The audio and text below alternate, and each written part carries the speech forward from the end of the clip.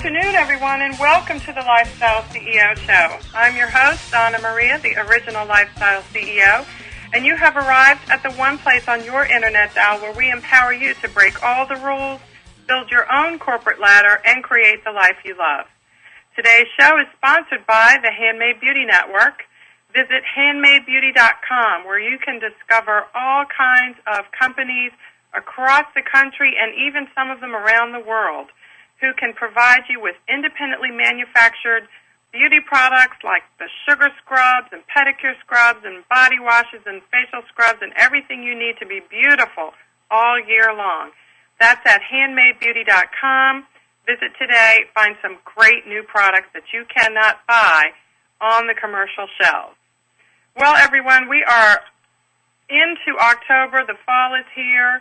The air is crisp. And you know me, I like to provide encouraging and inspiring information whenever I can, and I read something over the last few weeks that just pumped me up about small business and the possibilities if you put your mind to it. Have you guys heard of a company called Jibbitz? If you haven't, you need to check them out. If you need a dose of information, you need to know about a couple in Colorado who about a year ago, you guys, started tinkering in their basement with a product kind of to entertain their children. They have 3 children, and they fell in love with the shoe that is the rage today called the Croc. That's C-R-O-C, and if you're interested, if you don't know what they are, you can visit croc.com and check it out. They come in a wide range of colors.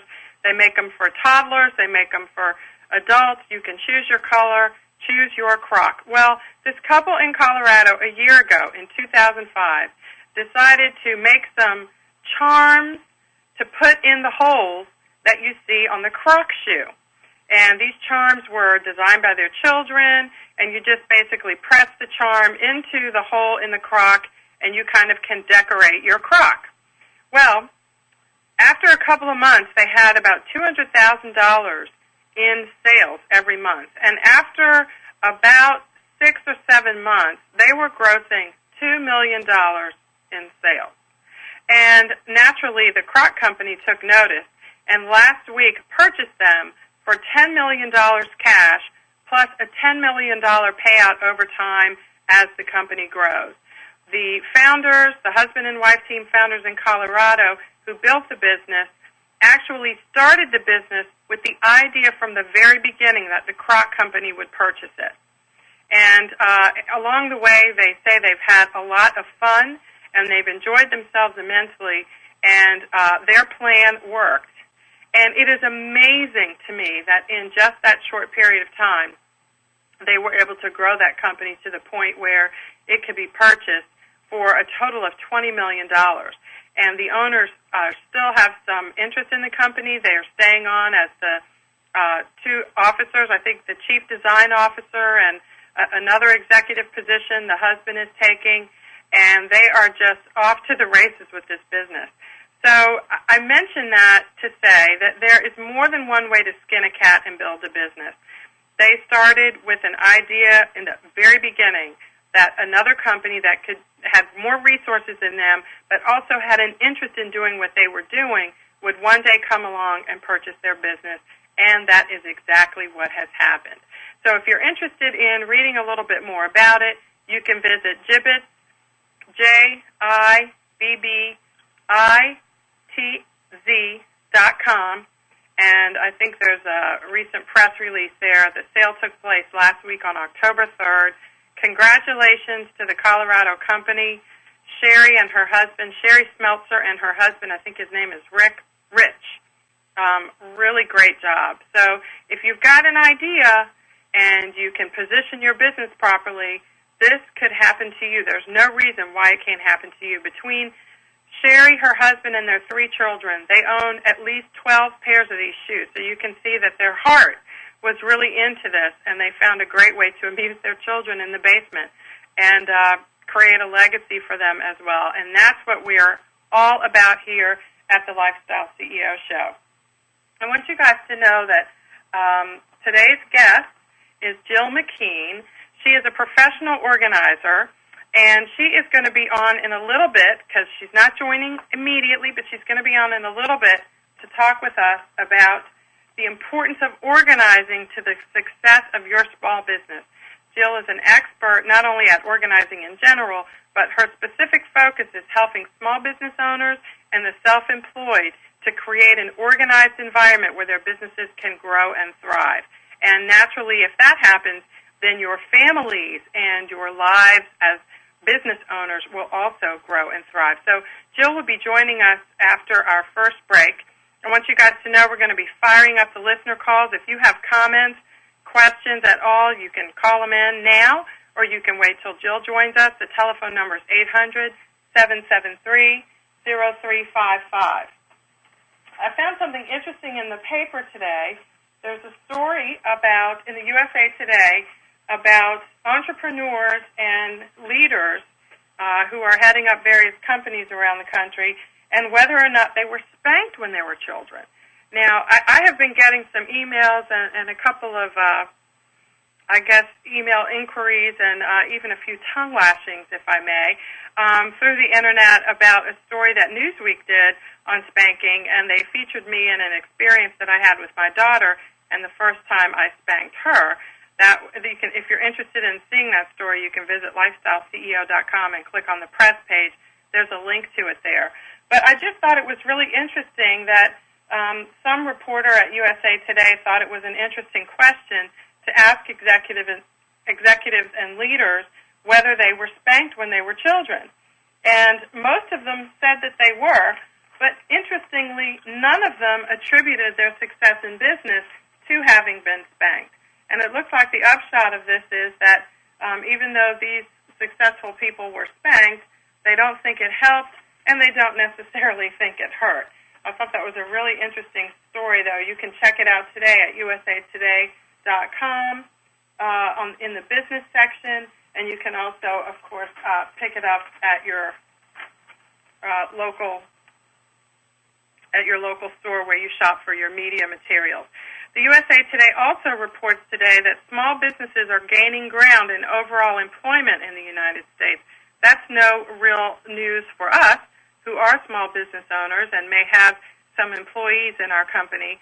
But the interesting thing, and in some ways the sign of the times, is the mention of the fact that most of these small businesses are not able to offer health insurance to their employees because it costs so much money.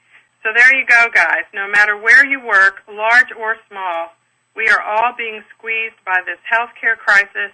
There are increasingly smaller and smaller numbers of ways, or fewer and fewer numbers of ways to provide this kind of health insurance for our families. And during this open season enrollment time frame, I've been spending some time at ehealthinsurance.com, which is a really useful resource that you can use to compare health insurance programs if you are in a position to have to cover your own health insurance, either because you're a small business owner or because your employer where you're working does not provide coverage for you. Take a look at ehealthinsurance.com. There's a lot of helpful information there to get you on the right track in terms of finding health insurance for you and your family. We are going to move to our first break. I want you guys to know that Jill McKean is going to be joining us after this break. She's going to help us get our lives together and get organized. You can call your questions or comments in to Jill at 800-773-0355. This is the Lifestyle CEO Show. We'll be right back.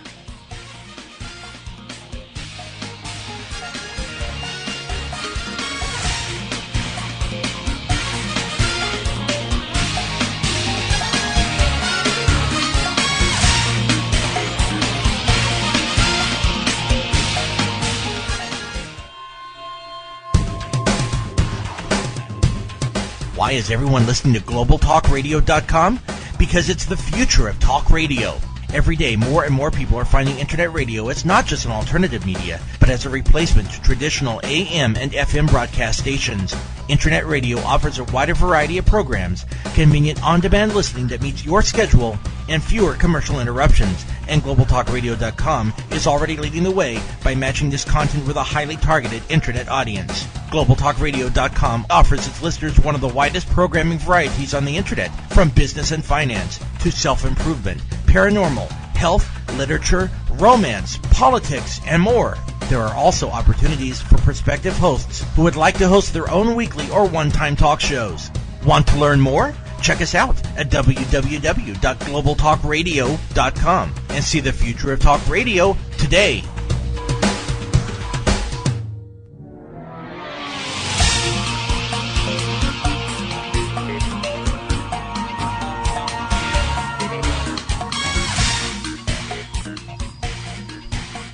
Hello, everyone, and welcome back to the Lifestyle CEO Show. I'm your host, Donna Maria, but guess what?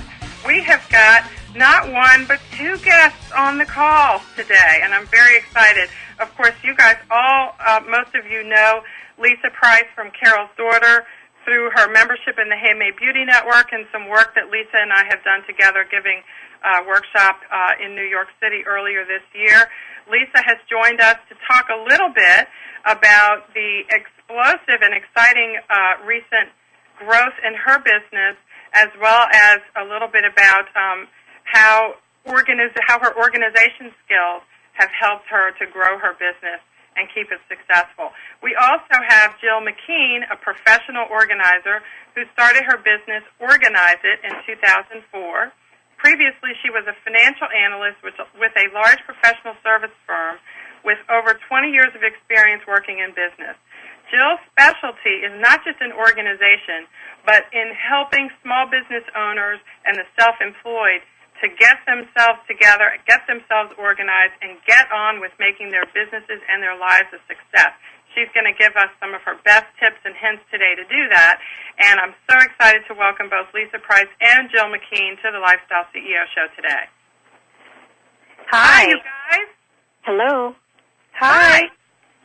That's where you go. Hey, Donna Maria. Hey, Donna Maria. Okay, there we go. That's Lisa's voice. How you doing, Lisa? I'm great. You have some exciting news that maybe some of the listeners don't know about. Where are your products in now that they weren't last year? Sephora. Tell us a little bit about that. That's really exciting news. And for people who don't know what Sephora is, tell them what that is, too, and where they can go to buy them. Well, Sephora is a beauty emporium that's in most malls. It's got fragrance and body care products, makeup and the like. It's a great big candy store full of beauty. You can find them at Sephora.com, and our products are in 35 Sephora doors currently, and we'll be expanding to about 75 next year in the spring. Okay, well, congratulations on that. And I know you guys all know about Lisa Price and her success story and her book, Success Never Smelled So Sweet. And I shared a little bit before you guys joined the show today about the company in Colorado called Jibbitz. Jibbitz started out a year ago making little beaded designs to put into the holes on the top of Croc shoes. And Crocs are, of course, the wildly popular sort of plastic shoes that come in a million different colors and all different sizes. And, they look kind of like clogs with a strap on the back. Yeah, we've got lots of Crocs in our house. Oh, okay, so you know what they are. Well, I don't know if you have any Jibbitzes or not, but the Jibbitzes are the little beaded type of accessory that this company called Jibbitz in Colorado, a husband and wife team, started last year out of kind of a fun thing to do with their kids. But when they actually made it a business, they actually positioned the business over the 12 months that they were operating up until last week to be bought by the Croc Company. And last week, sure enough, they announced that that company had purchased them for a total of $20 million, $10 million in cash, plus $10 million, paid out over time as the business grows. And wow. I couldn't help, Lisa, but think about you when I read that because, they started their business in their basement. You started yours in your kitchen. You've got kids. I'm sure from time to time, they were trying to figure out how to stir the shea butter. And all that stuff. And I'm thinking, is there nothing that you can't do, Lisa, when you really set your mind to it? I think you guys make really interesting stories. The Jibbitz story sounds really great. to have done that in a year. But I think part of it is when you're doing what it is that you're supposed to do and you're living your life on purpose, things work out the way that they're supposed to work out. And for Jibbitz, it's a $20 million deal after a year, you know, and for Carol's daughter, it's an infusion of capital after 13 years. And, you know, for someone else, it's going to be a different story. But you know, the thing is that if you don't get out there and try, you're not going to know which story is yours. And there you go. You won't be living your story. And that's, I love that you said that. Thank you for sharing that. Everybody's story is different, but putting yourself out there is so important. Mm-hmm. So, Lisa, I want to make sure that we tell everyone that you and I are going to be collaborating again this weekend on a workshop in New York and at the Open Center on the 14th. Spring Street, yes, on Spring Street on the 14th in New York. And, you know, we're right now our attendance registration is not really where it should be. So if you're interested, please contact the New York Open Center and sign up for the class because we'd hate to have to cancel. So we're looking for people that are interested in hearing what Donna Maria and I have to say about entrepreneurship and following your dreams and balancing your family life with your business life. Even if you're not in business yet and you just want to know, gee, what's going to happen if I decide to do this? What's going to happen if I, you know, put my toe in the water? Come on Saturday, but register, call the Open Center, and let them know you're interested. Right, and I'm glad you mentioned that. We did this workshop earlier this year, and we literally had to bring extra chairs into the classroom. Mm-hmm. That was really kind of exciting. So we're hoping that we can pump up the registration. For anyone who's interested, you can call the Open Center at 212-219-2527. That's 212-219-2527. Or you can visit their website at opencenter.org. And you can click on, I think Lisa Price's name is right there on the home page, and you can sign up for the workshop right there. Now, Lisa, we have an organization expert on the call today here with us on the show. And I have to say, I'm a little bit, I'm very excited to have her, but also as I'm looking around my office here, I'm thinking, gee, you know, I could probably use some of her services. So Lisa, I know you've got to run after our second segment. Can you share with us a little bit about how you managed to organize your life as a mother of two small children and a wife around this explosive and very fast growth of your business over the last 10 years? Well, I've always been an organized person, thank God, because I don't know how I would have functioned without having been so. So for me, I'm not a person who can work in chaos. So therefore, things don't get too much out of control. Every now and then I have organized chaos where I have files that need to be organized and they're all together in a box. So it looks neat from the outside, but if you get inside the box, it's not really as neat as it should be. But, I mean, things like color coding, keeping things on the refrigerator to keep them top of mind, keeping my calendar up to date, unpacking and packing. You know, when I come back from a trip, I unpack immediately, no matter how tired I am. I've got to put everything away and get back to order. And even though it takes like that extra bit of energy at that moment, it keeps everything else after it flowing a bit better. I try to do things with the boys' lunches where I have the snacks prepared ahead of time in Ziploc bags in the refrigerator. So in the morning, it's just a matter of grabbing it out of the fridge with the juice box and then preparing the sandwich fresh. I use crock pots and will slow cook a meal so that dinner is ready. I'll use the crock pot to have oatmeal ready in the morning. All little things like that are great time savers and are really, really important because it's a lot to juggle. Even if you don't have a business, you could be a stay-at-home mom, and it's still a lot to juggle. Our children have full social schedules. We have social schedules. We have business schedules, and it's a lot to keep together. Yeah, you offered some really great tips, and I know, of course, we just relocated to another area of the country about 6 weeks ago, and we're still struggling to get ourselves a little bit on the organization track. Mm-hmm. I love the suitcase packing, no matter how tired you are. I've come back from an event, and then 2 or 3 months later had another one, opened up the suitcase. And, there are those socks I was looking for. So I can really relate to that. Jill, I'd love for you to join in on our conversation now. You're the expert here. And tell us a little bit about, you've dealt with people from a professional perspective. What is it that makes it, everyone knows organization is important, but I know I'm not the only person who struggles with it. Have you noticed this, and why do you think that is? Yes. Well, there are a number of reasons why some people struggle with organization and others don't. I just wanted to follow up on the comment that Lisa made.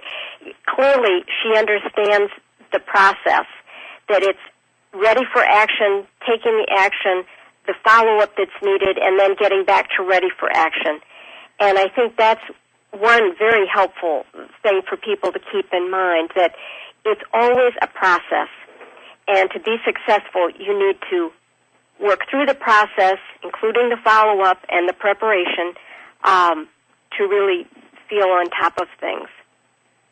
Well, maybe some people are just intimidated by just that thought alone, that it's a process, that you never really arrive anywhere. I guess in small pieces you do, because you can organize certain things, but it's not something that you can do and then go, okay, great, I've done that, now on to the next thing. Okay, I understand what you're saying. Let me come at this from another angle. Often creative people have a struggle with organization, and I think that clearly is speaking to entrepreneurs, because you have to have an idea in order to have a business, and so many entrepreneurs are creative. Mm-hmm. They tend to see the possibilities of everything, and not necessarily see things in categories that then need to be organized. Mm-hmm. But I think, too, seeing it as a process and as a circular process, there's a flow to it. When I work with clients, once they understand that, it starts to become more natural to them. Mhm. Mhm. So when you work with people, what are some of the first things that you like? If you come into an office environment, what are the types of things that you assess it for to see how you can best work with this person? Right. Usually, we find out right away where are they feeling the most pain, the most struggle, and what's really not working for them. And it definitely starts with the conversation before we even start working with the space or their time management issues. Usually, for most people, most small businesses, it is difficulty with paper management. And when I say that, I mean, very broadly speaking, any type of paper, whether it's files or magazines, professional journals, whatever it is, getting a sense that let me say this, paper, basically most paper in our lives has an expiration date. We use it for a period of time while it is useful to us, mm-hmm. and then at some point we can get rid of it. Mm-hmm. And unfortunately, not understanding that, the piles start piling up, and we have just too much stuff in the office. Mhm. Mhm. So you take a look around someone's workspace and kind of get a grip on where most of the problem is, and then try and attack that first. Yes. Right. Mhm. Mhm. Well, I would imagine that, like you said, it's interesting that we live in such a technological age when email. I mean, I've known Lisa for so many years and communicated with her for the past 2 on a pretty regular basis. We have never, I don't think ever, unless we're actually seeing each other, exchanged a piece of paper. Right. And yet I do have printouts of some of our emails, just because a lot of it sometimes deals with scheduling or reimbursements for travel and things like that. And you're right. I'm looking around. I've got a file. It's right here. It's from a year ago, and I don't need it anymore. Mm-hmm.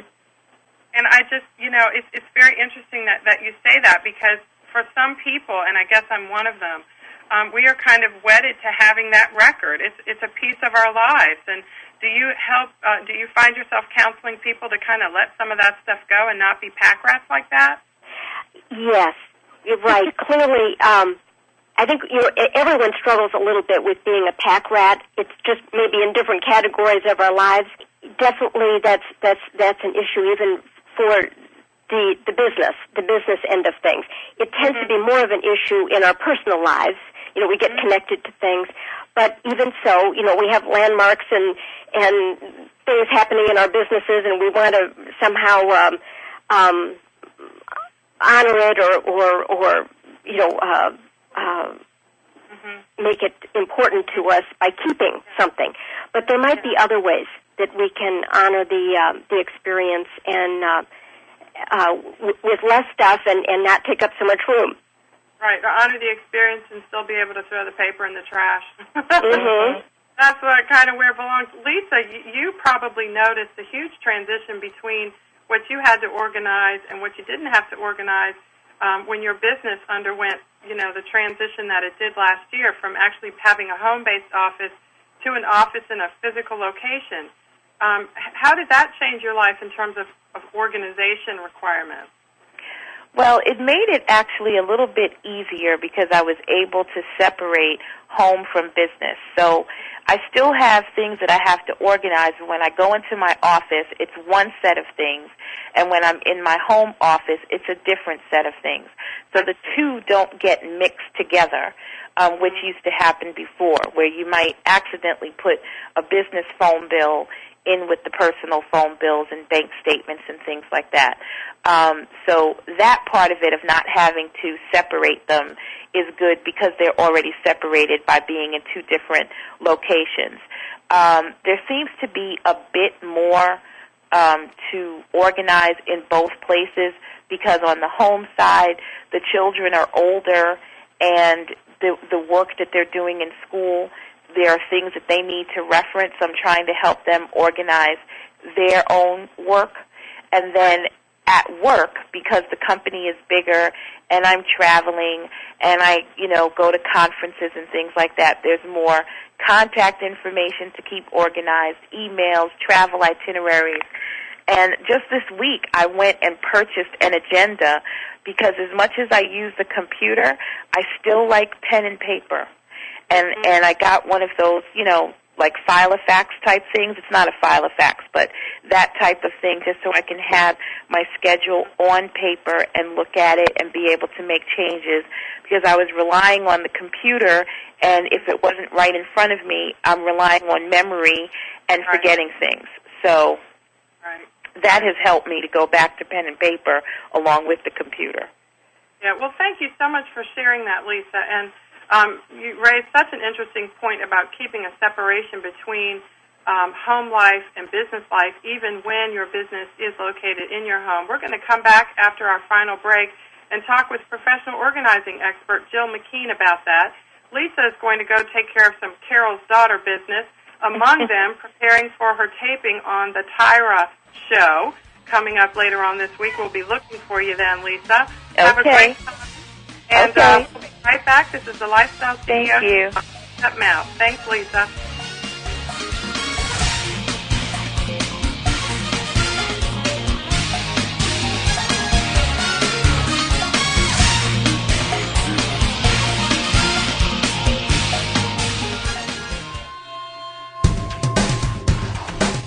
Want to stay on top of what's new in the radio industry? Sign up for a free subscription to the Future of Talk Radio, available exclusively to listeners of globaltalkradio.com, and find out what's new in the world of online radio. Listeners can find out about new shows and special guests. People with something special to offer can find out how to become a guest and how to prepare for an interview. And prospective hosts will find a valuable resource for everything from planning the new program to selecting topics and guests, recouping expenses by selling advertising, and more. Sign up today for your free subscription to the Future of Talk Radio by visiting www.globaltalkradio.com and learn about the future of talk radio today.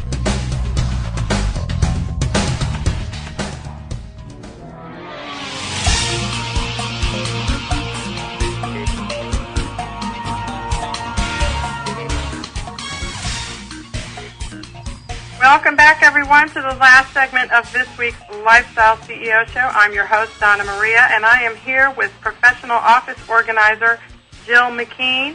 And for those of you who want to visit Jill's website while we're here on the show today, you should tool on over to organizeit-now.com. That's organizeit-now.com, where you can find out all about Jill and sign up for her free report, Confessions of a Piler. That would be me.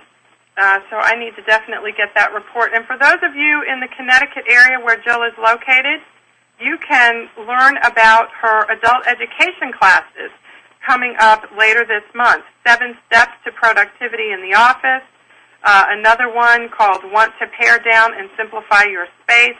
The answer for me is definitely yes, and she's got quite a bit of events coming up here to help you get organized. So, Jill, we want to make sure that everybody knows that they can call in and talk with you themselves on our toll-free number. Your questions or comments for Jill, the professional organizing expert, 800-773-0355. Jill, when we were in our last segment, when Lisa Price of Carol's Daughter was talking about the importance of keeping home stuff separate from business stuff, even when your business is located in your home, she touched upon a really important issue, and I know that all the Lifestyle CEO listeners out there who have businesses in their homes deal with this. What are some of the tips that you can offer for people to help them make that distinction so that they can, keep things separate to the extent they need to? Great. Yeah, it's a very good point.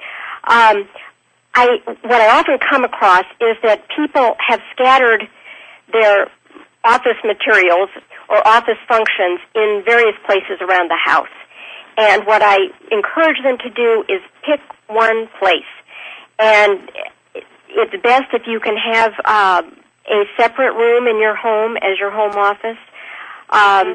And try to get those things off the kitchen counter as best you can. And just think in terms of, I'm going to the office, and that room is where I do my office work. Okay. So, some people have like one computer that they do both things on. Now you can pay your personal bills online. You can pay your business bills online. You're online for your business all the time anyway. So what would you say to people who, functionally work so much from a computer, can't afford 2 of them, or maybe just don't want to invest in 2 unless they have to, and they're kind of required to have, an overlap. Okay. Yeah. Right. I think possibly putting a little office kit together.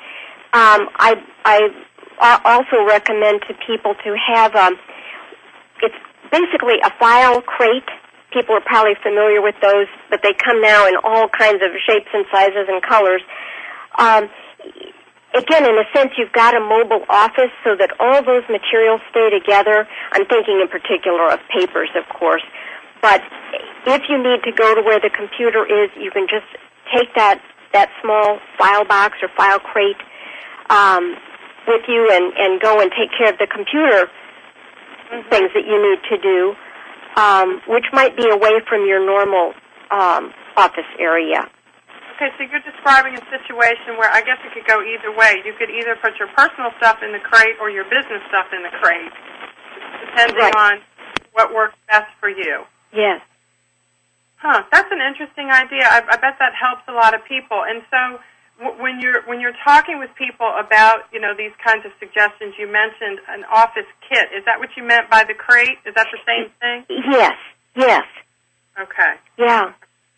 And so have you worked with people that really, even though, probably the same basic organizing tips and strategies can be used by a lot of people. Have you worked with people who, for whatever reason, just really need to engage the services of someone to help them do this, even after working with you, that they really just need an assistant or something? Because I would imagine some people just aren't organized, but they need to be somehow. Do you often make that recommendation to some clients, depending on their situation? Yes, I do. And actually, there are a couple of ways you could go with that. perhaps after working with the professional organizer, actually I often encourage them to include in their package, their organizing package, some maintenance sessions, which might be, a couple months out or maybe even 6 months out, so that I come back in and we kind of review where they are and fix things up where things aren't working. Mm-hmm. But it is also true that sometimes people really need someone on a regular basis as an office assistant. And I know many entrepreneurs use either a virtual assistant or maybe have someone who just does the bookkeeping for them, or someone who comes in once a week just to help, follow up on orders or some of the office-type work. Right. Because a virtual assistant can't really help with the piles of paper. That's right. Yeah, that's great. And so, I would imagine some people who have a little bit more organization skills than what we're describing might be wondering, well, why do I need a professional organizer? Why can't I read a book or just kind of make up my mind to do it and do it? What does a professional organizer help someone do? Right. I think you've hit on a good point. I think, basic organizing of space is actually pretty easy to do. I mean, there's some techniques and so forth. But organizing space is not the most difficult part. It's really understanding what are the habits and normal views, how people look at things and how they interact with things. That's where the professional organizer can come in and uncover that, find out ways that can work for that individual and make their life easier through organization. Okay, so you kind of have a little bit of a part of what you do is kind of assessing a person's a little bit of their personality and how they interact with the things around them. That's part of the recommendation that you ultimately make. Right. In fact, I can give you an example if you'd like. I worked with someone in the creative field. And she was very fortunate because she had adequate space for her office and her studio. So space was not an issue, which it often is with home-based businesses. Right. What she was struggling with, she wasn't quite at the point where she could hire an assistant. So her natural inclination was always towards the creative end of her business, but she realized she had to, on a regular basis, tackle those office tasks each day. And she, again, was fortunate. She had 2 computers, and so she set up one computer for her creative work in one corner of the room, and in another corner had another computer set up for the office tasks, and that's where her file drawers were and her hot files and so forth. And just by having these, what we call zones, it was a mental cue to her. Right. First thing in the morning, I go to my office area and work there until about 11 o'clock and get those loose ends tidied up, following up with getting out photos to clients and so forth. She was a photographer. And then at 11, I will move over to the creative zone, and then I can just immerse myself in the creative end of the business, which is the part I love. Oh, that is such a great example of what we're discussing, and it highlights what you mentioned before about how much of this is really mental. Yes, very good point, Donna. Yeah, it is mental. It is how we perceive things, and often visual cues are really the most help to people. And I can give you examples of visual cues as well. That would be great. I mean, I'm thinking about the one you just provided. I'd love to have another one, but I'm thinking about the visual cue of walking in to an office and how helpful it is for anyone, all you lifestyle CEOs out there listening. I would imagine that just that one thing, kind of putting the creative stuff over here and the business paperwork stuff over here and separating them in that way, just that one thing. No matter where it is, it could be in your bedroom because you have a small home or an apartment and you're stressed for space. Mm-hmm. Just that one thing can help you feel more organized. Yeah. So give us another example. You mentioned you had another one? Right. I'll give you a couple on visual cues. Often what I recommend to clients are I call cue sheets. And this probably will be familiar to many of the listeners. A cue sheet is those routine and repetitive things you just start jotting down. For me, it's email passwords and logons. And I've got a sheet of them on a colored piece of paper, and I put it in a clear plastic sleeve. And I have it right near the computer so I can easily grab it and have that important information right at my fingertips. A cue sheet, okay. That's great. And putting it on colored paper and in the clear plastic sleeve is a great way. Again, it's neat and tidy, maybe in a bright color, so you easily see it right at your desk and can grab it when you need it.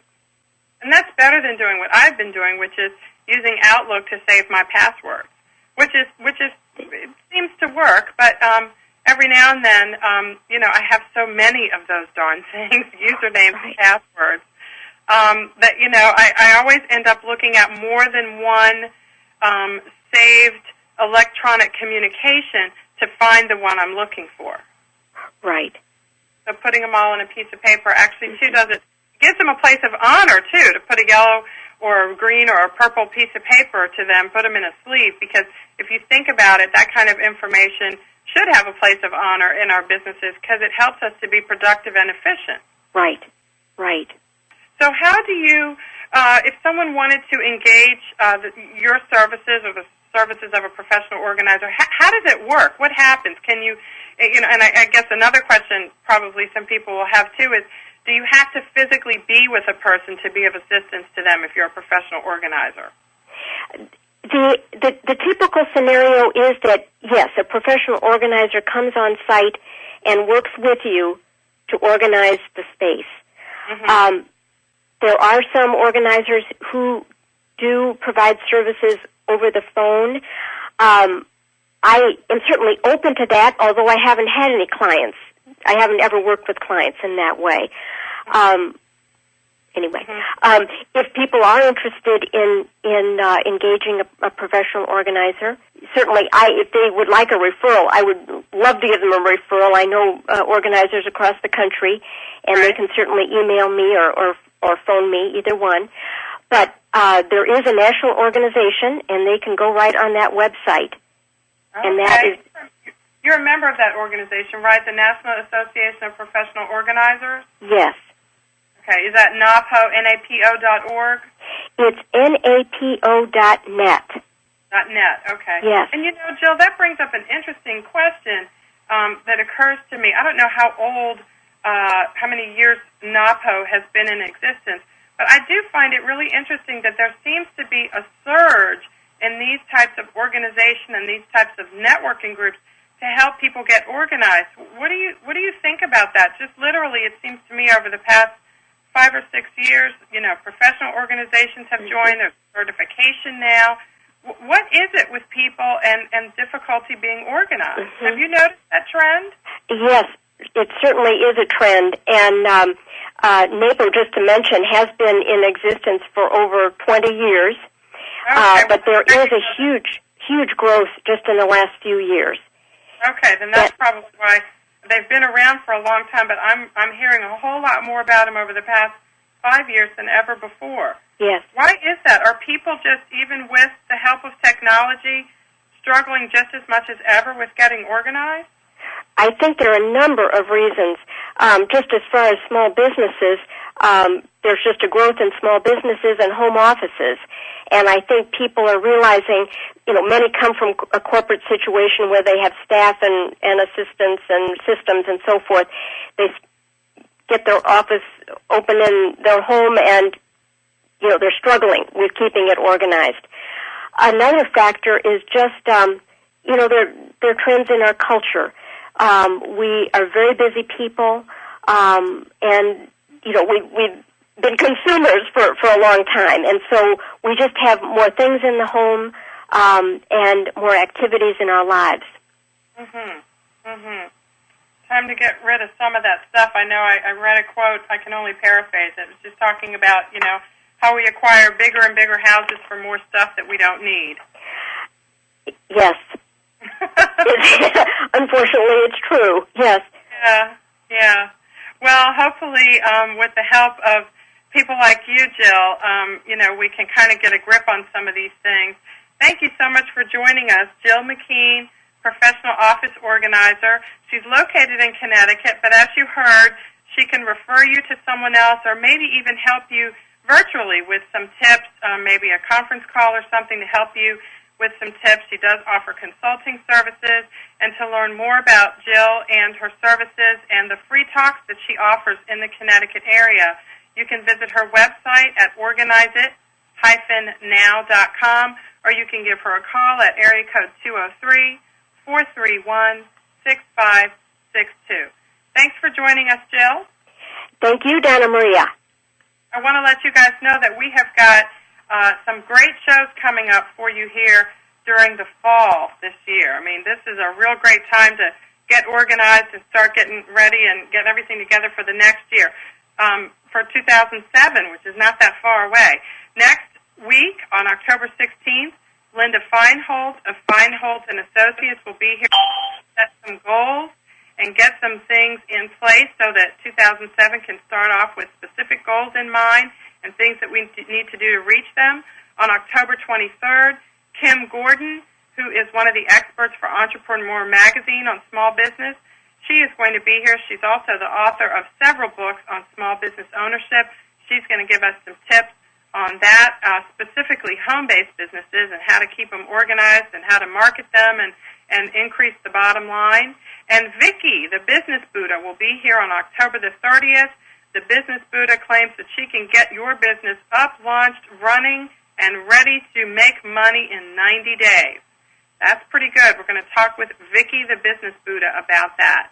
And I hope you guys have enjoyed today's show. I really hope that you'll take a look at perhaps coming to join Lisa Price and I at the Open Center in New York City this weekend.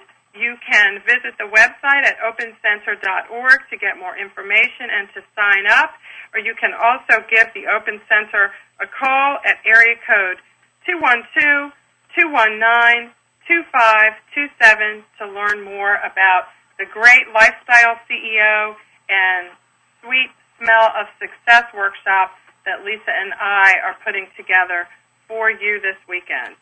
I really am so glad that you guys joined us today on the Lifestyle CEO Show. I hope you'll join next week to talk with Ms. Feingold about organizing businesses and setting goals for the next year. In the meantime, get out there and break all the rules, build your own corporate ladder, and create the life you love.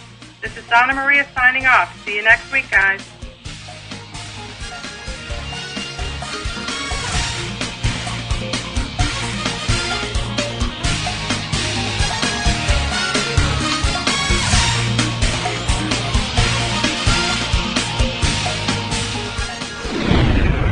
You're listening to GlobalTalkRadio.com.